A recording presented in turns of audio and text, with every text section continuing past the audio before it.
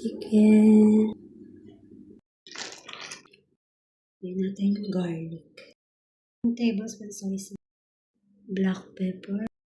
Paprika pampakulay. 1/2 teaspoon salt. 1 tablespoon sugar. Then mix natin lahat. Kalimutan ko to. So, lemon or pwedeng suka. So, lemon yung gagamitin. Then mix natin lahat.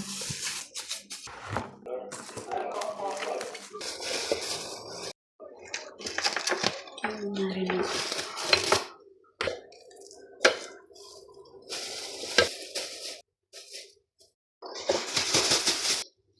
Natin yung lolo. Improvise lang.